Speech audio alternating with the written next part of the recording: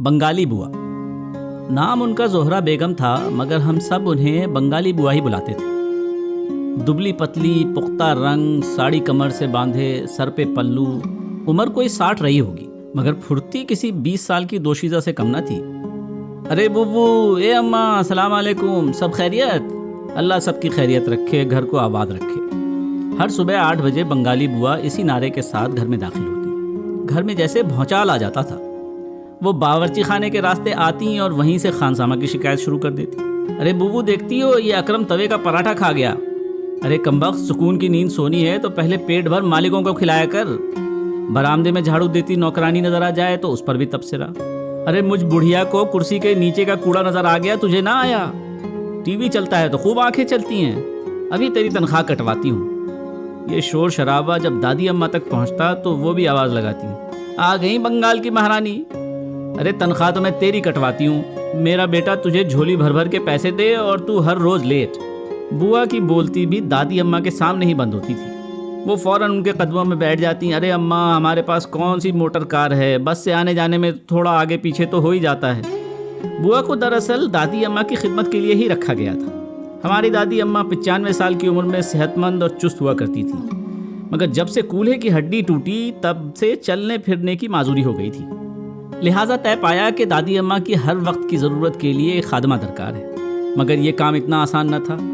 نہ جانے کتنی ماسیوں کا انٹرویو ہوا، مگر کوئی بھی دادی اماں کو پسند نہ آئی۔ اب دادی اماں بڑی خوددار عورت تھیں، انہیں یہ گوارا نہ تھا کہ کوئی انہیں اپاہج سمجھ کر نوکر کے حوالے کر دے، مگر مجبوری بھی تھی۔ ایک دن ہماری ایک پڑوسن بنگالی بوا کو لے کر گھر آئیں، بتایا کہ اس غریب عورت کو گھر چلانے کے لیے عزت کی نوکری چاہیے، اب اس عمر میں کہاں سڑک پر مزدوری کرے گی۔ بنگالی بوا نے اوپر سے یہ کہہ ڈالا، 15 دن رکھ کر دیکھ لو بابو، کام پسند نہ آئے تو پیسے نہ دینا۔ دادی اماں کو بنگالی بوا کی یہ بات بھا گئی اور اسی دن سے وہ ہمارے گھر کا فرد بن گئی۔ وہ صبح سے شام تک گھر میں رہتی، مگر کبھی رات کو رکنے کو تیار نہ ہوتی۔ ان کی ایک بیٹی تھی جس کا شوہر شرابی تھا۔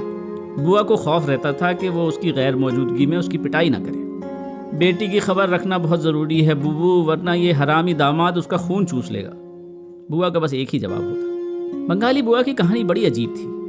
سن 71 کی جنگ کے ہنگامے میں وہ اپنے گھر والوں کے ساتھ بنگلہ دیش سے پاکستان بھاگ رہی تھیں، جب راستے میں شوہر اور بچوں کا ساتھ چھوٹ گیا اور وہ صرف گود میں لٹکی ایک بچی کے ساتھ کراچی آ گئی۔ کئی سالوں بعد جب شوہر سے رابطہ ہوا تو پتہ چلا کہ وہ دنگوں میں اپنی ٹانگ کھو بیٹھا اور بیٹوں سمیت ڈھاکہ کے کسی بہاری کیمپ میں رہ رہا ہے۔ بوا ہر ماہ کچھ نہ کچھ پیسے شوہر کے علاج کے لیے ضرور بھیجتی۔ وہ اکثر امی سے اپنے شوہر اور بیٹوں کے بارے میں بات ضرور کرتی، مگر اس صابر عورت کو ہم نے کبھی روتے ہوئے نہیں دیکھا۔ دادی اور بوا کے درمیان بھی اب ایک بڑا عجیب سا رشتہ بن گیا تھا۔ وہ دونوں خوب ایک دوسرے کی شکایتیں بھی کرتی، مگر ایک دوسرے کے بنا کام بھی نہ چلتا۔ ایک بار دونوں میں خوب بحث ہوئی۔ دادی اماں نے غصے کے مارے کہا، جا دفع ہو جا، کل سے اپنی شکل نہ دکھانا۔ بوا بھی غصے میں چلی گئیں اور جاتے جاتے امی سے کہہ گئیں، بوبو ان کے لیے کوئی اور انتظام کر لو۔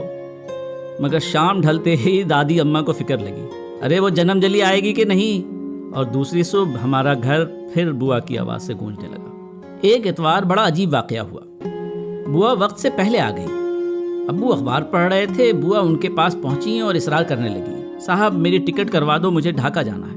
انہوں نے اپنے پلو میں بندھے بہت سارے نوٹ بھی ابو کے سامنے ٹیبل پر رکھ دیا اور پھوٹ پھوٹ کر رونے لگی۔ ہم سب گھبرا گئے کہ آخر یہ ماجرا کیا ہے۔ بہت اصرار کرنے پر بوا نے بتایا کہ ایک روز قبل جب ان کے اپنے شوہر سے بات ہوئی تو وہ کہنے لگا، زہرا کیا اب حشر میں ملاقات ہوگی؟ میرے مرنے سے پہلے آ جاؤ، بہت اکیلا ہوں۔ بس بوا کو اس بات نے اندر سے کھا لیا۔ ان کا بس نہ چل رہا تھا کہ وہ کسی طرح اڑ کر ڈھاکہ چلی جائے۔ وہ اپنا سفری سامان بھی باندھ لائی تھی۔ ابو نے جب ان سے پاسپورٹ یا شناختی کارڈ مانگا تو پتہ چلا کہ بوا تو لگ بھگ 40 سالوں سے بنا کسی قانونی کاغذ کے کراچی میں رہ رہی تھی۔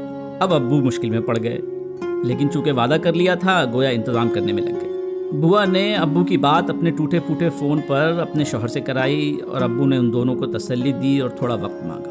ادھر دادی اماں اس خبر سے بالکل خوش نہ تھی۔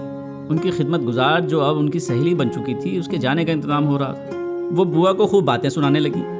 بڑی بی کو بڑھاپے میں لنگڑے شوہر سے ملنے کی بے چینی ہو رہی ہے، ارے بھوکی مرے گی وہاں، یہاں تو عیش کرا رہا ہے میرا بیٹا۔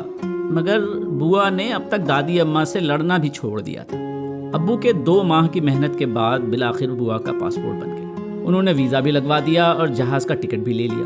امی نے بوا ان کے شوہر اور بیٹوں کے لیے نئے جوڑے خریدے، ایک نیا سوٹ کیس اور گلابی پرس بھی لیا گیا۔ بوا کی جمع کی ہوئی رقم زکوٰۃ کے پیسوں کے ساتھ ملا کر رکھ دی گئی تاکہ جاتے جاتے ان کے حوالے کر دی جائے۔ ہم بہن بھائیوں نے اپنے پاکٹ منی سے بوا کے لیے نیا موبائل خریدا۔ دادی اماں نے اپنی ایک سونے کی چین امی کے حوالے کی اور کہا اس بنگالن کو کہنا شوہر کو دکھائے، وہ یہ نہ سوچے کہ ہم نے اس کی بیوی کو خالی ہاتھ روانہ کر دیا۔ بس یوں سمجھیں جیسے بوا کے جہیز کی تیاری ہو رہی تھی۔ یہ طے پایا کہ بوا کو فلائٹ کے ایک دن قبل سرپرائز دیا جائے گا، مگر جس دن ہمیں یہ خوشخبری دینی تھی اس دن بوا نہ آئی۔ ہم سمجھے وہی داماد کا جھگڑا ہوگا، مگر جب فلائٹ والا دن آ گیا تو ابو نے ڈرائیور کو بوا کے گھر بھیجا۔ ڈرائیور بوا کے بجائے اس کی بیٹی کو اپنے ساتھ لے آیا۔ بیٹی نے بتایا کہ 2 دن قبل ہمارے گھر آتے ہوئے بوا کو ایک بس نے کچل ڈالا اور ان کا وہیں موقع پر انتقال ہو گیا۔ لاش ایدی سینٹر میں پڑی رہی اور جس وقت اس کی بیٹی کو پتہ چلا اسی وقت ہمارا ڈرائیور وہاں پہنچ گیا۔ بوا کی ساری جمع رقم اس کے کفن دفن میں لگ گئی، ان کا پاسپورٹ بھی ان کے ساتھ دفن کر دیا گیا۔ بوا کی اپنے شوہر سے ملاقات اب شاید حشر میں ہی ہو۔ زندگی ایسی جیو کہ دشمنوں کو رشک ہو، موت ایسی ہو کہ دنیا دیر تک ماتم کرے۔ اگر آپ کو ہماری یہ پیشکش پسند آئی ہو تو ہمارے چینل کو سبسکرائب ضرور کریں۔ فی الحال اجازت دیں، پھر ملاقات ہوگی۔ خدا حافظ۔